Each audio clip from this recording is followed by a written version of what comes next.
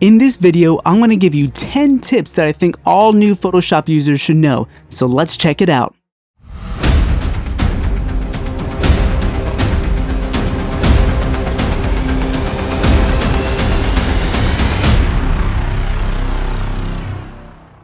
Hi everyone, welcome to Blended Graphics and to day 2 of 30 Days of Photoshop.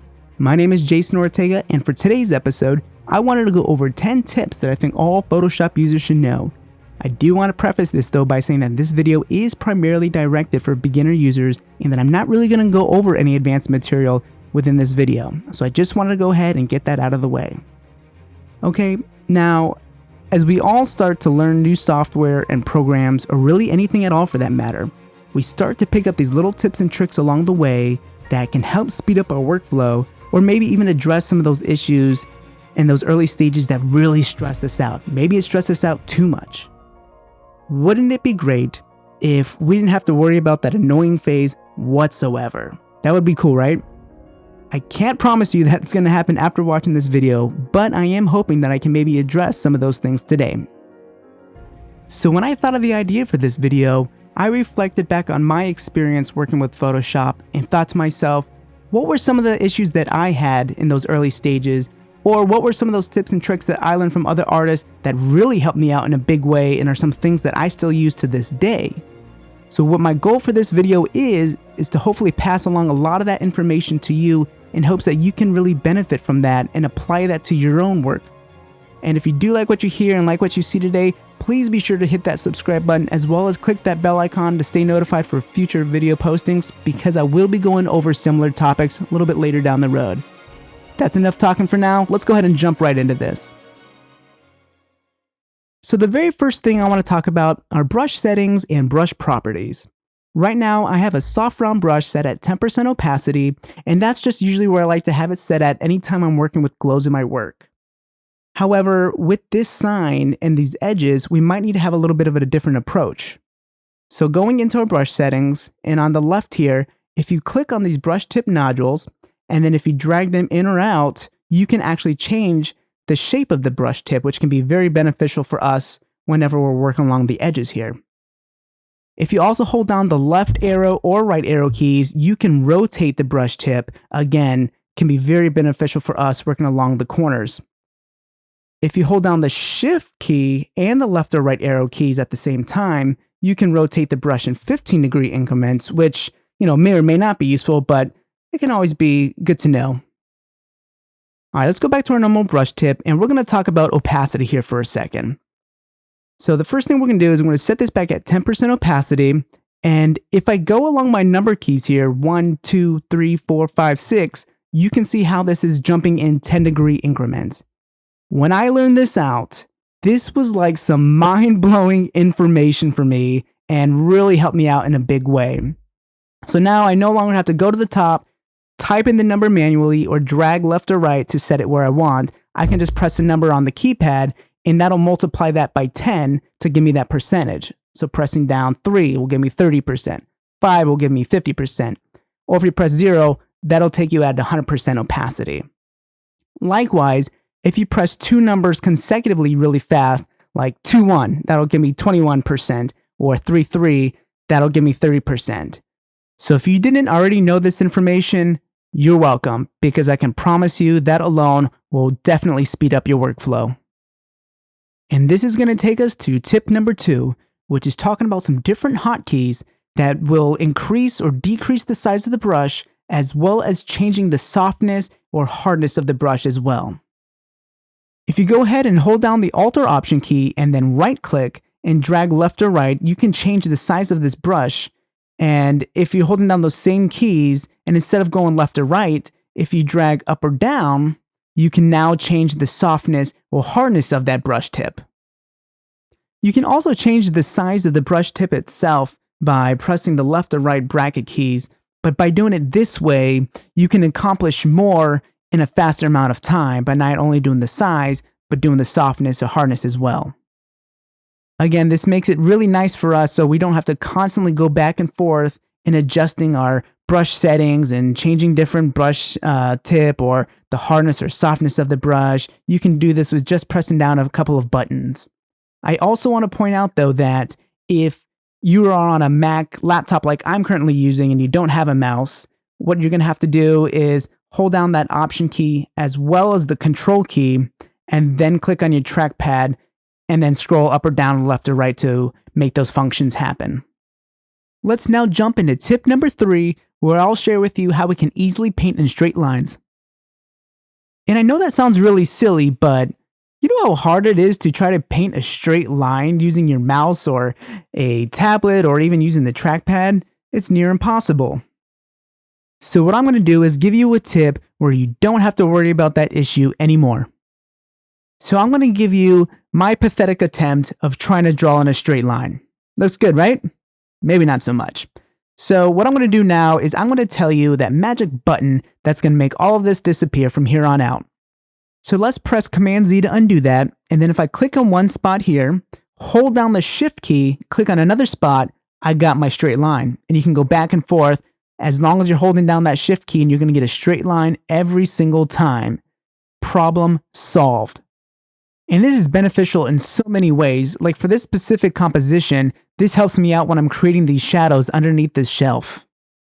And I would have to say for me personally, this was probably the greatest tip that I ever found out when I first started using Photoshop. Helped me out in so many ways. And now you can see how easy it is to just trace along the edge of this sign. And it's great, if I have a red color, I can use it for glow work for this. And this is going to take us into tip number 4, where we will use selections to give us a precise area to brush in. So if we move down to this couch, for example, and apply that same technique that we just learned where we hold down the Shift key while we're clicking to create that straight line, even by doing that, you can still see that this color is starting to bleed on the background of the wall, which is something that we probably don't want. What we should do instead is let's go ahead and jump into that group that has the couch and find the layer, and then we're going to either press Control or Command and click on that layer, and we're going to load up a selection of the couch itself. Now with the couch selected, anytime that we paint, it's only going to be confined to that specific selection where all those little marching ants are around the edges of the couch. Now, if I was working in the group itself, it can be as easy as just loading up a new layer and clipping that onto the layer below, and then I'll be confined to the couch area. But because I'm working on a layer that is on top of a bunch of merged layers that went through the camera raw filter, I no longer have that option. So I need to go back in and do it this way to find the couch layer and Control or Command clicking on it to load up that selection.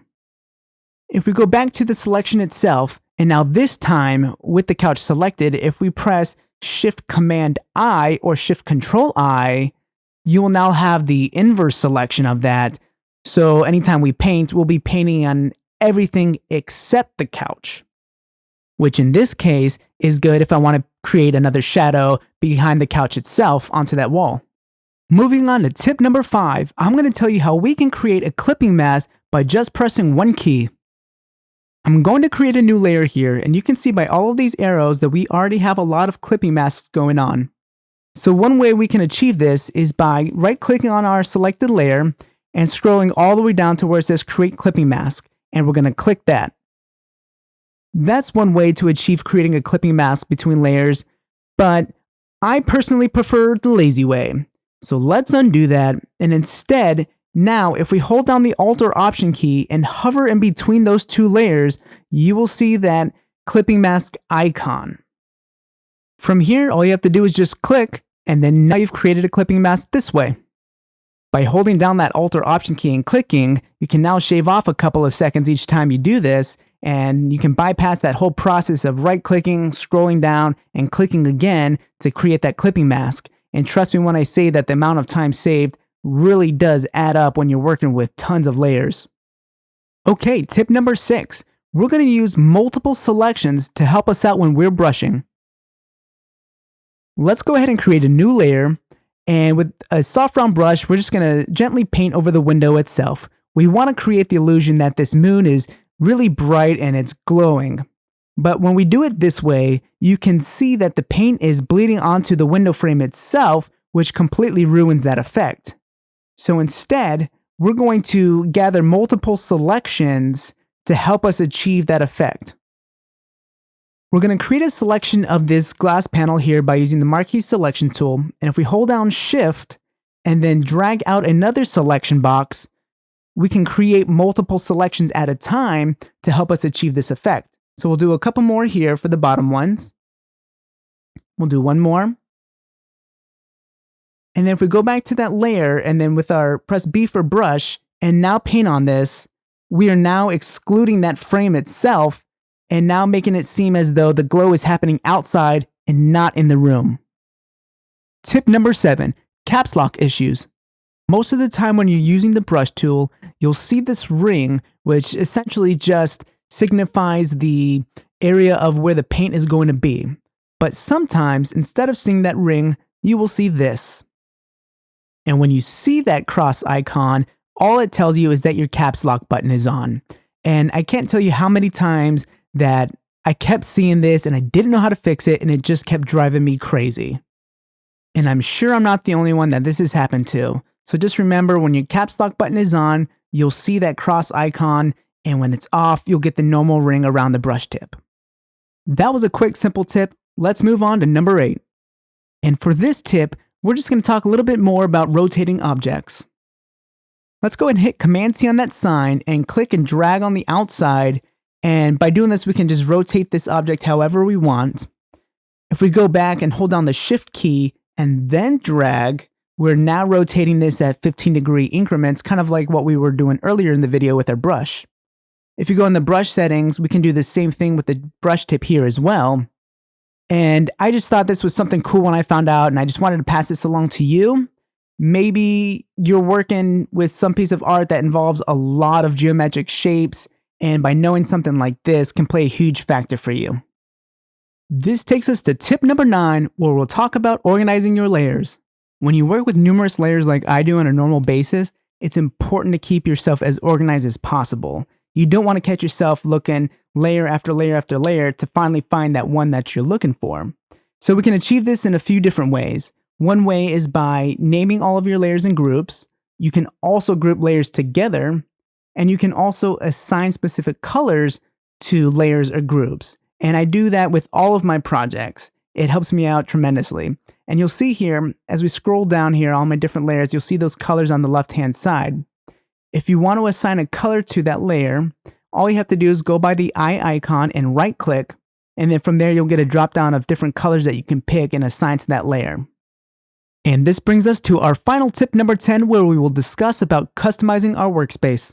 You'll notice on the left side of the screen and right side that we have tool panels all over the place that we can play around with and create a customized look that works best for us. We can take this bottom one out here and delete it if we want to. At the top of the screen, we can go up and click Window, and then you can take any of these and you can play around with these. You can slide them in at the bottom of those other panels that we were just at, or you can take it out and move it above our layers.